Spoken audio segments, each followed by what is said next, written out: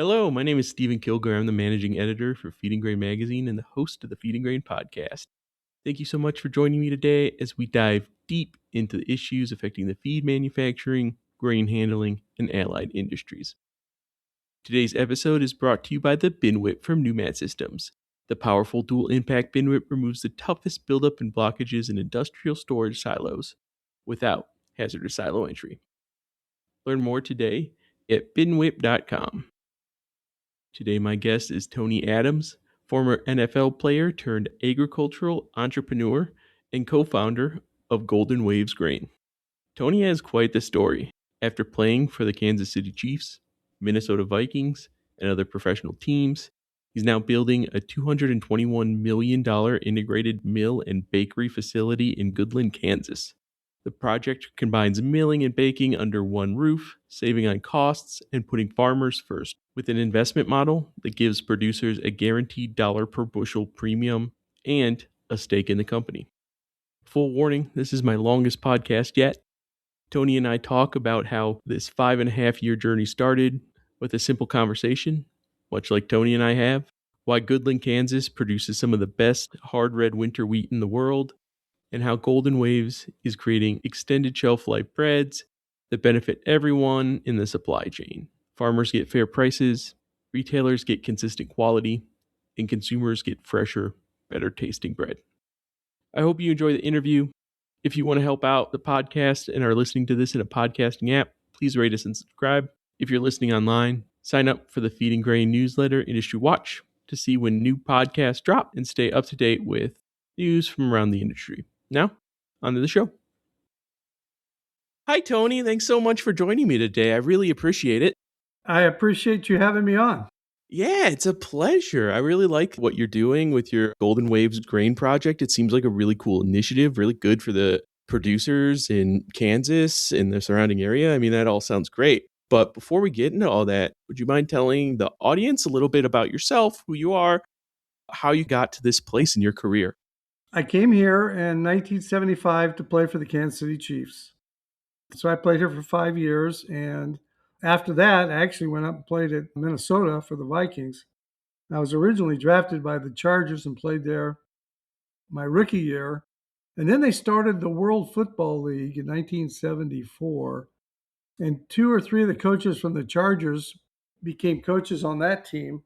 And they called me up and said, "Hey, do you have any interest in coming and playing for us?"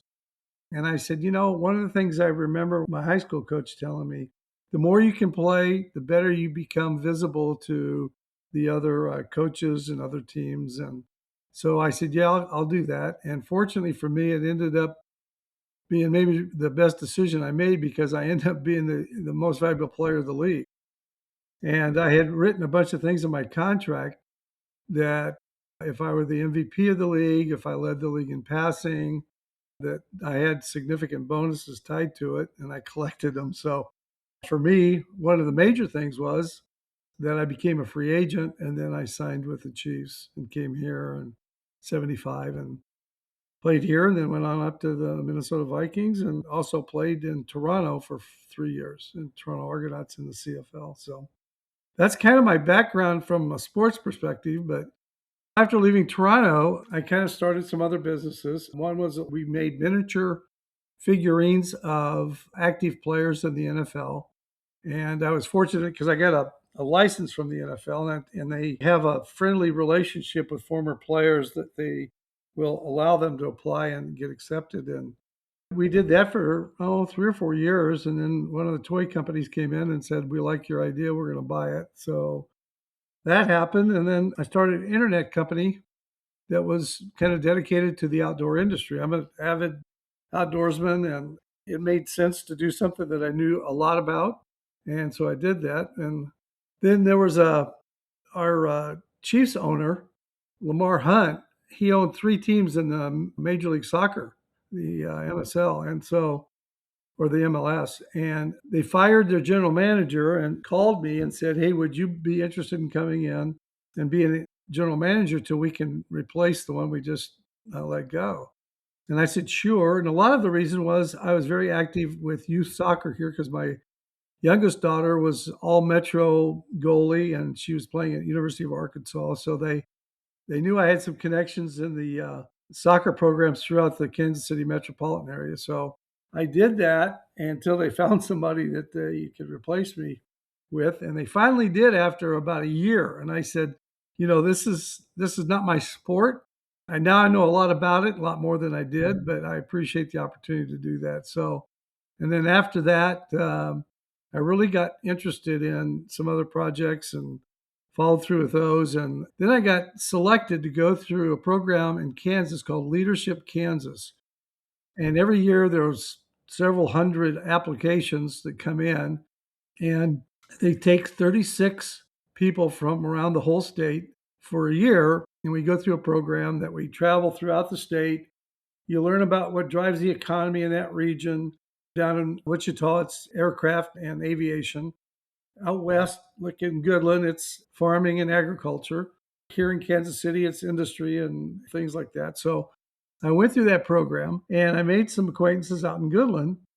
And over the years, we've been good friends. I played in their golf tournaments. And then I used to take a bunch of the Kansas City Chiefs former players to go out there and play in a charity event to raise money for the regional hospital. And we raised quite a bit of money over the 5 years that we all went out and participated in that. So I became very familiar with Goodland and the region around there and the people that live in that area, and became really good friends with several folks out there. And we were out there for an event, and Alan Townsend and Dave Owen, who was a lieutenant governor here in Kansas years and years ago, and Brian Lennon. We were all sitting around at dinner at Alan's house, and Alan had a company called 21st Century Bean, which he bought, several years ago, like 20 some years ago.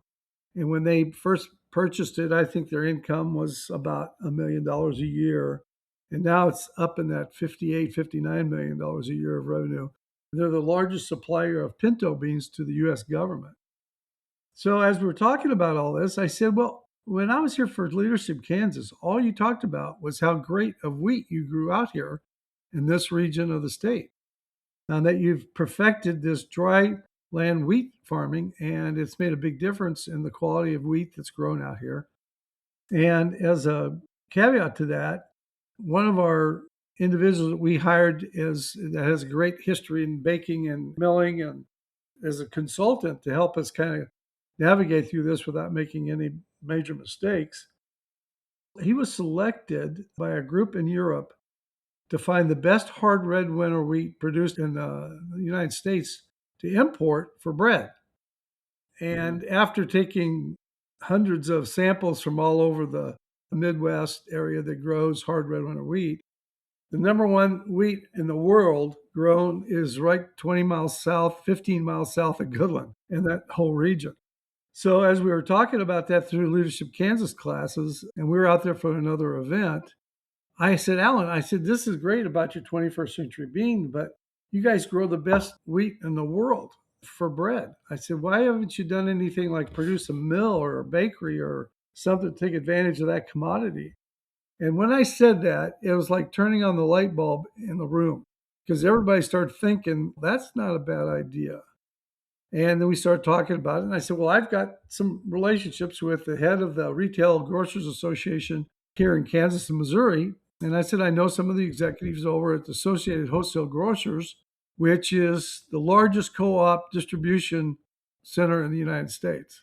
And they just happened to be here, and I knew some of the guys there. And so we put one and two together and said, let's think about this and let me see what kind of reaction I get from both AWG and RGA and what their bread supply situation is like.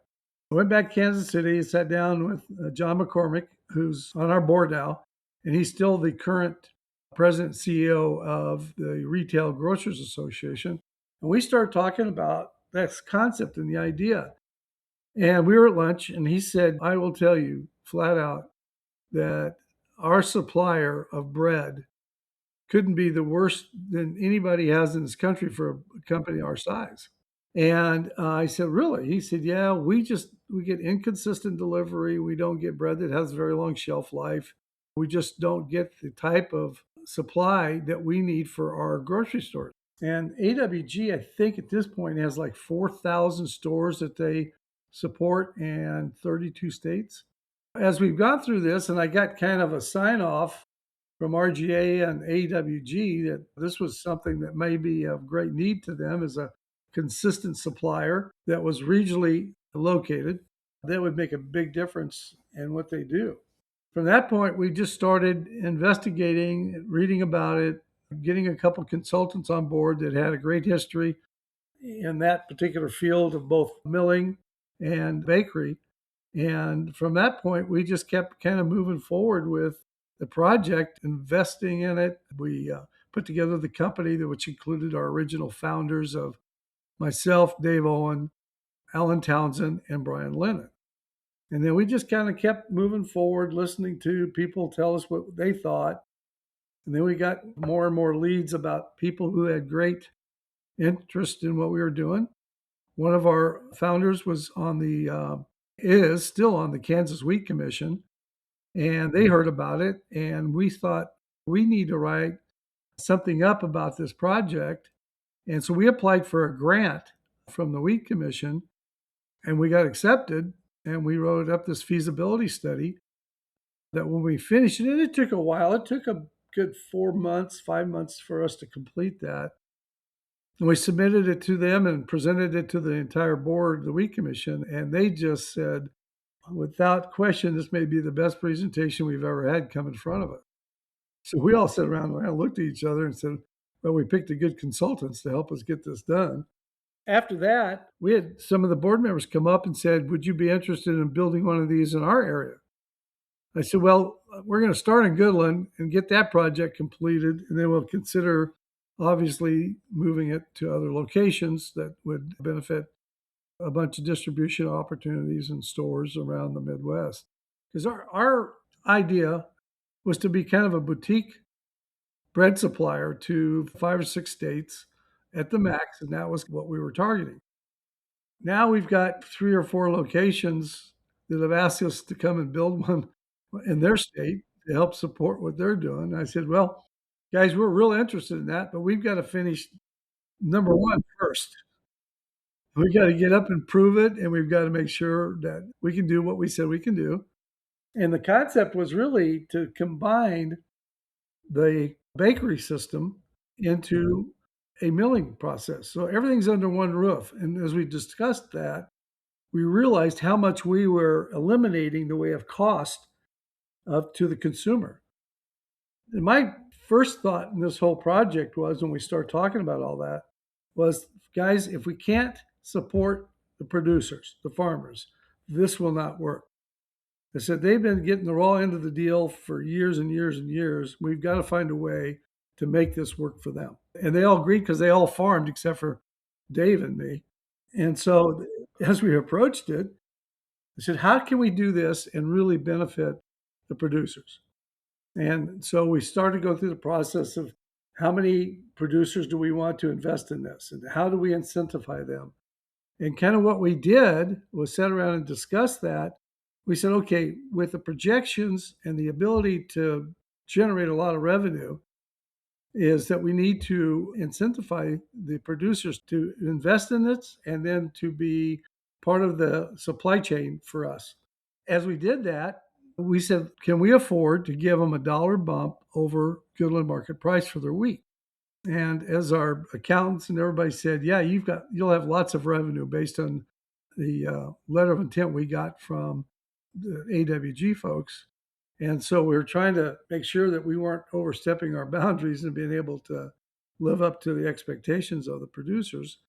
And right now, it's been one of the major aspects of getting everybody involved in this, from a investment in and from supplying us the wheat every year as a result of their owning stock in the company.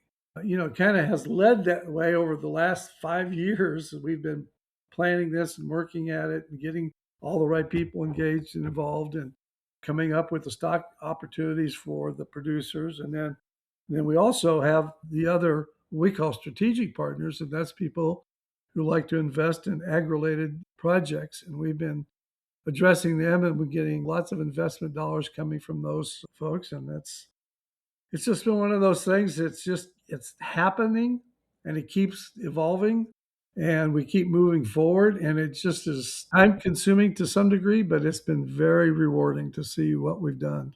Yeah, that's a really fascinating story. You're certainly the first football star we've had on the podcast. One of the things that I tell everybody, I said, when we first got into this, now I knew a little bit about wheat because I lived here since 75. And so I got an idea of what wheat was and how it worked and how it was made into bread.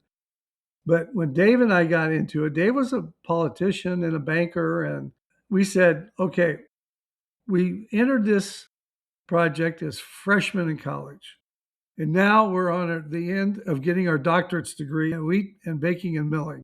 We've learned a lot in 5 years.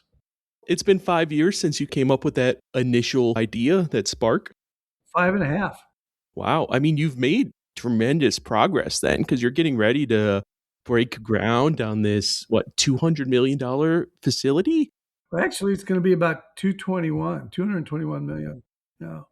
Oh, wow. It's all integrated, correct? So everything will be on site. So you'll save tons of money from shipping and moving grain from spot to spot and all that kind of stuff.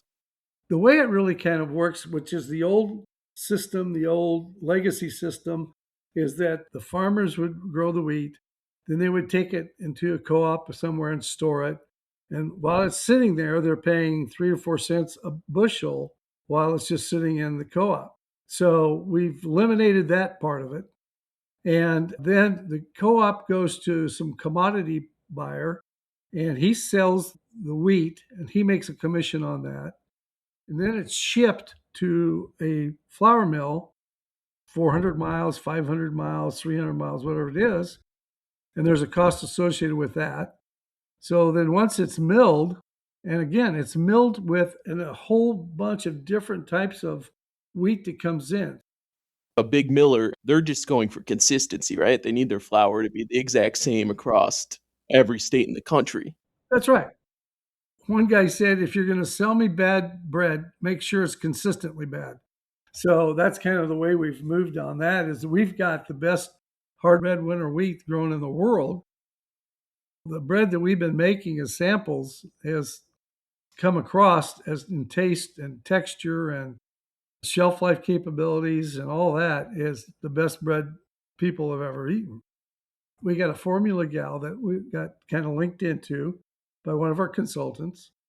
And she had worked for a number of bigger companies. And she said, I wanted to do something with my formulas. And this turned out to be a substantial relationship because the bread that she has and the formulas that she's put together is just incredible. I mean, we have extended shelf life. And here's the best part of this whole deal is we have the capability of tracing the farmers to the flour for the bread that you're eating. So traceability is a big part of this. Our extended shelf life capability is a huge advantage for this project and for the people who are going to be distributing it because they go to the retailers from the distribution, then they know they can order bread a little bit longer than they did before because it didn't have very much shelf life. Usually once the bread got there, it had like 10 days before it was either out of date or it started molding. And all the aspects of our project is we can control the wheat that comes in. We know what the variances are in the moisture count, protein count, and everything else.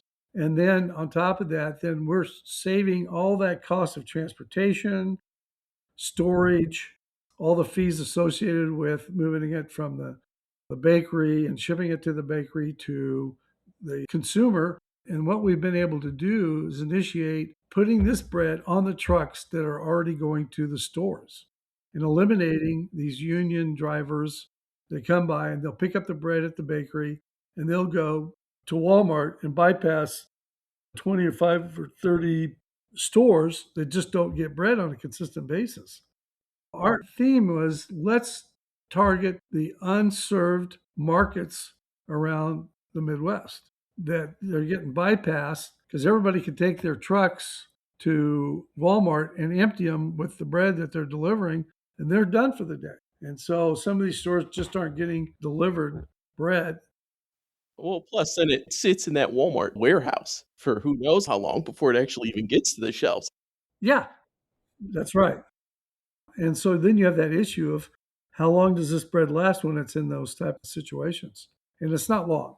If you have bread that lasts 18 days once it's delivered, you have exceeded some of the length of time that bread normally stays on the shelf, if at all that long. And our bread honestly has extended shelf life that goes out beyond 60 days. Our idea is it's your eating experience with our bread, how well it tastes, how good it tastes. It maintains its freshness. One of the little tricks we do when we're in front of an audience and talking about the project, we'll take a loaf of bread and push it together like an accordion, and the bread bounces right back. Now, if you go pick up another brand of bread and squish it in, that's where it's going to stay. It's not going to bounce back. So that's all within the formulas. Well, less damage too. Less lost product to damage then as well. Everybody that's tried this, kept it, looked at it, stored it, said you're going to have less than 1% of your damaged goods or molded goods coming back. And really, I think the normal rise now is around 8 to 9%, maybe even a little higher than that in some cases of damaged goods. That all goes against the deliverer. And so, because of that, that's why these guys take these truckloads to the Walmarts and stuff because they know that they can get rid of it. Yeah, big buyer. I'm really impressed with how much you're investing in your local producers.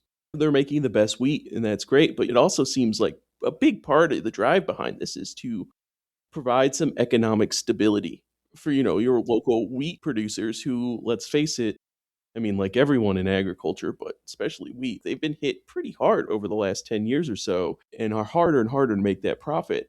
Can you tell me more about your producer investment model? From what I understood, it seems like they guarantee that they're going to deliver to you a certain amount of wheat every year and then become part owners, something like that. They're investors and they have an obligation to deliver 10,000 bushel every year that they own their stock, and their investment's 50,000 per unit. And we incentivize them by adding a dollar bump for the first 5 years that they own their stock, and that pays them back their investment. So if they bought one unit for 50,000 and they gave us 10,000 bushel for 5 years, then they get their money back. They maintain their ownership. And then for moving forward, for the rest of the time that they own their stock, we're giving them a 50-cent bump. So whatever the market price is, they're going to get 50 cents over that as long as they hold their stock. And the way our projections are and the number of units of bread and buns that we can sell, it's not interfering with our cash flow whatsoever. And it's the big incentive for them. Yeah, and that's brilliant because it is an incentive. It gives you both a guaranteed inputs, right? Every year you know how much is coming in. It gives producers the chance to grow with your business versus selling to some kind of anonymous corporation where they will get all the profit at the end of the day and the farmer will get what they get. Once we have our cash flow, which should happen immediately because we have a letter of intent to buy our bread as soon as it comes off the first loaf, that they also participate in the dividends. Just like any other stockholder, their units are less expensive, but as long as they have their unit, they're going to participate in the dividend program as well, besides the bump in the wheat price. Yeah, so they're getting a lot of advantages to sell to you guys. And it seems like you're then recuperating whatever that extra you have to pay them. You're getting it through efficiencies on the actual site, having a bakery there, not having transportation costs. Sounds like your distribution system's going to save you guys quite a bit of money as well. And giving that money back into the actual farmer's hands and the community's hands seems like a perfect way to bridge this disconnect that a lot of people have between them and agriculture and their community. Two of our founders are farmers. And then we added another founder, John Mossberger, and he's a producer, he's a farmer. And not only did he invest in that, he bought several of our B shares, which are farmer shares. So he has obligated quite a bit of their wheat to the project. And this project, to maximize our mill and our bakery capabilities, We only need 2 million bushels of wheat. And in that region, within a 60-mile radius of Goodland, they produce 65 million bushels of wheat. So for us to get access to 2 million bushels is not going to be a problem because we have most of our B shares, which is our producer shares, sold. And so we're at that point now where we're just targeting our strategic investors, and we've got some of those already committed and already invested. So we're just moving the pile along just little by little, and we're getting close to that raise. And we have a group that's involved with us that's doing our capital raise, and they've become a lot more aggressive now that we got the not to exceed number from our construction company. So all of it's kind of coming together, and it's come together in this last 2 months pretty quick. Wow, that's exciting though. It must be after this 5.5 years. And it makes sense why so many other people are like, hey, come build here. We would love this. Oh, yeah. No, it is. Yeah, we kind of see the light at the end of the tunnel. We have probably, I would say, 50 to 60 of the major wheat producers in that region have invested in this project. And it's a win-win for them too, because now they get to fill empty trucks. You guys get to save considerably, and another group of people that could probably really use those extra shipments. And like this is helps make them whole on these drives. One of the hardest, they're not much of wheat growers, but the Foot family are big cattle operations. I met with them several times, and the rest of us had all met with them, and the rest of the founders. One of the hangups was he kept trying to look at it as if we were shipping cattle and not bread. And finally it dawned on him. And Scott Foot's a sharp guy. Don't get me wrong. It's just he's been in that business so long. He goes, I know about transportation because we're transporting in and out cattle every day. I said, yeah, but it's different. Let me explain why. The state of Colorado imports everything. They export nothing. So they've got trucks that are delivering products right off of I-70, and these truckers are backhauling empty trucks. So we've been able to negotiate incredible fees for taking the goods back east somewhere, whether it be Oklahoma City, Springfield, Norfolk, Nebraska, or Kansas City. We know it's going to cost us about 7 cents for a loaf of bread for transportation. This just seems like a really brilliant project. Plus, for us, and maybe from an ecology part of this, it costs less for gas to haul a lighter load.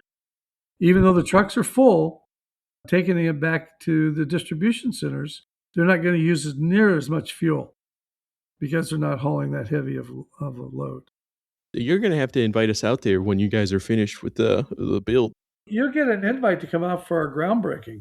It would be good. So whenever that date gets set, and like I said, we want to make sure our government friends who have helped us along the way here. I mean, we have like an $84 million or $74 million incentive package from the state of Kansas. Oh yeah, that'd be nice. Well, it seems like a lot of people are getting on board. The Kansas Department of Commerce, like your local government, the Foot family, obviously, you're getting a lot of interest from all over the place. We are. And I think people are starting to realize that we can deliver, especially to our AWG partners and the retail grocers who are partners with AWG, and that they're going to get consistent bread with extended shelf life and great flavor, great product that they can sell. Plus, they can order more than they have to because it can sit there in their storeroom at the stores. A lot of these stores here, the major stores in Kansas City, if you go into those stores on Wednesday, their bread shelves are half empty. Come Saturday or Sunday, they're back to half empty again. And they don't get their supplies, or their bread just has been sitting there too long and they have to pull it off the shelf. So what they're going to be able to do is, let's say for a holiday weekend, they may order twice as many hamburger buns and hot dog buns, because if they don't sell them all, they still have another 30, 40 days of shelf life. They can put them in the aisles to sell. That's why I said it's taken us like 5.5 years to get to this point, but we tried to address every issue that could come up. Why somebody could say, no, I don't think this is a good idea. You guys have managed to do it in a way that everyone seems to win. You nailed it right on the head. And this came from our farmer partners. They said, if we can have everybody win on this sample of the way we're putting this together, then how could anybody not see the benefits and the value of what we're doing? And that's what we've been able to do. Yeah, not the least of which is Goodland, which is you're building this plant. You're planning on what 141 full time jobs. That's huge for a rural Kansas town. It really is.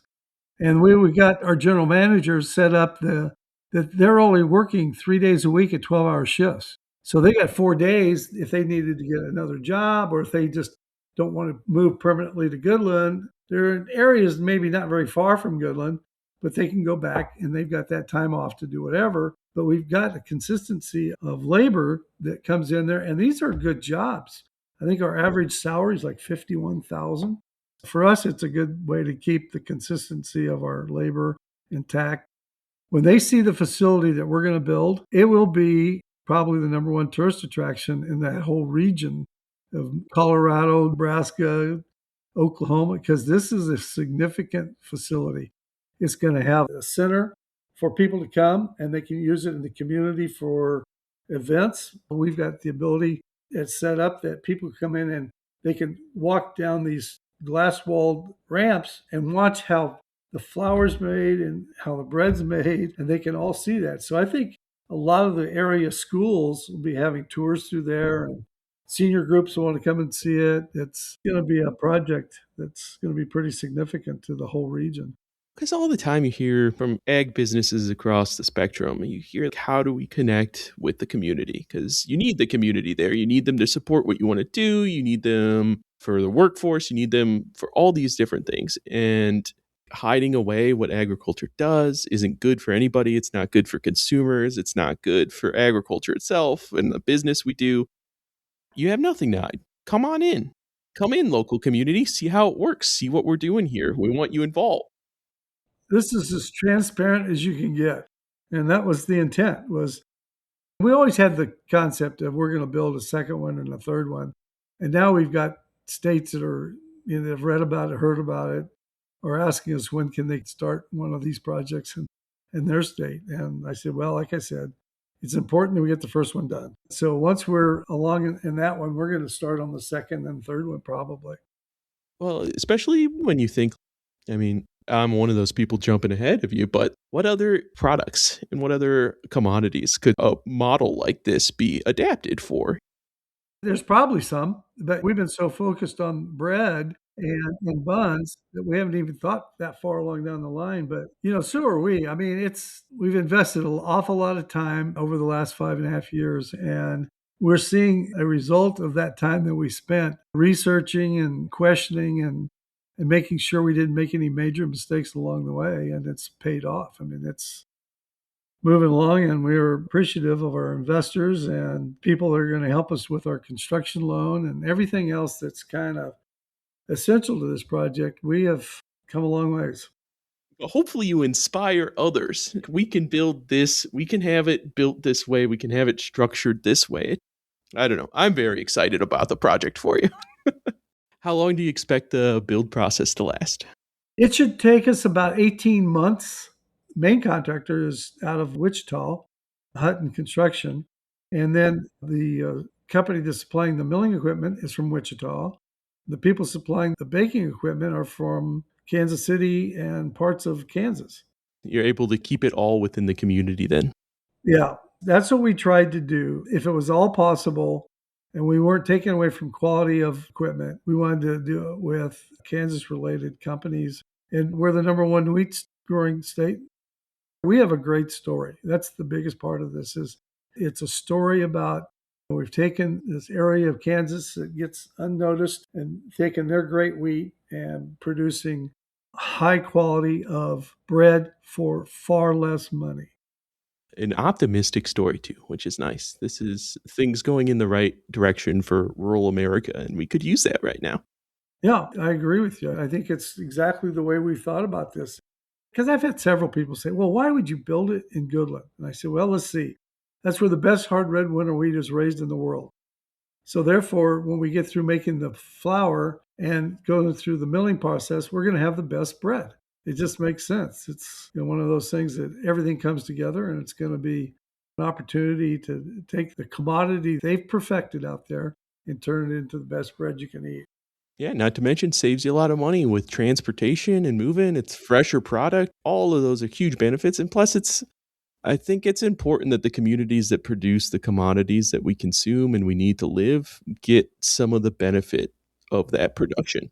Absolutely. We sit back here and like in Kansas City, and I'm sure everybody knows that how bread is produced, but they don't know how much intensity goes into the farmer. Do we get rain? Do we not get rain? What can I afford to plant this year? I mean, it just gets into some significant details and why these farmers struggle. We're going to try and eliminate that. Yeah, and ultimately are kind of at the Yeah, whims of a it's not global good. market.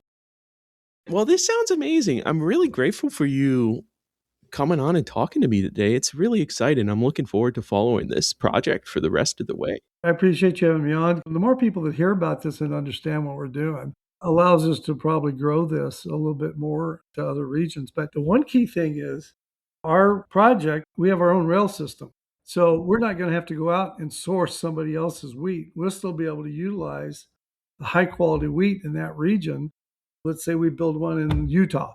We'll be able to transport that wheat to Utah and use the same types of formulas, the same type of marketing strategy, the extended shelf life, the quality of the project or the product. And it's fortunate from us that we'll be able to use that region of the state to supply other projects. A lot easier to move the wheat than eventually like have the big distribution network be the bread.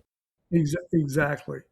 Because it'll go right from us, from our farmers, right to a new project. They'll mill it and bake it and ship it. Part of this is people are going to get fresh bread because it's going to go right from our bakery into the trucks. And our distribution, they can drive it one day, unload it, and in a day or two or three, they'll have it in the stores. And that's just not what happens currently. It's rare to see a product going up in quality. Everything seems like it's getting worse all the time. So to be like, oh, this is actually fresher, better, you're supporting farmers. It's really cool. If people want to know more, where can they find out some more information on the project? They can go to our website, which is goldenwavegrain.com, and they can do that. There's contact information in there too if they need to contact any of us, the founders and the board. But there's a lot of information on our website about this project, the history, and how it has evolved, and all the benefits that we're going to offer to the consumer. As you talked about, everybody benefits. The person we haven't mentioned is the consumer. We're going to be able to sell this better bread for less price, have great margins for the retailer, but they can pass that on to the consumer for less money because they still have great margins. Plus, they get to benefit from the fact that our country grows the best wheat in the world. Yes, that's one of those things that I think when everybody thinks about automobiles, we have great automobiles, but where does the Porsche come from? Where's the Lamborghinis come from? Where do all these high dollar, high expensive cars? They come from foreign countries. And you look here in our country and we sell how many Japanese made vehicles in this country and German made cars. But right now, there's nobody that has better wheat than what we do here right in Kansas. Yep, throughout the entire agriculture chain, America does grow things well. And the best part of it is out there in Goodland, they have perfected this dry land wheat growing process. I mean, they need water, but they don't need as much water as everybody else needs to grow their product. Well, that's the great thing about wheat. It's an ever improving crop. Yeah, that's one of the unique things about this is we have our own lab, and Angie is being able to capitalize on new formulas and things with the type of wheat that we have. Well, and you also get quality control. No question about it. That's a priority in this project is our quality control. Matter of fact, we know one of the distributors that we've been discussing this whole project with will distribute our bread. Said a lot of their retailers are having to buy frozen buns. And I don't know if you've ever frozen bread and thawed it out. It's not good. Yeah, it's not good on the 4th of July. Thank you so much. You have an inspiring story, and what you guys are doing is just so cool. Well, there's been a lot of hands on this fire. So it was just an idea that I suggested and said I knew the guys that could confirm whether or not it was a good idea or not. And they all confirmed it was. And from that point, with the backgrounds of Alan and 21st Century Bean and Brian Lennon and John Mossbarger, and they had all great input in how we should treat, how we should handle the producers, and what would be a major incentive for them, and all those things. So it worked out, and it's worked out really well.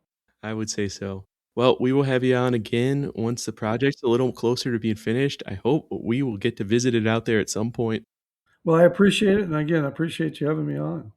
Very happy to. Everybody out there listening, thank you so much for doing so, and stay safe till next time.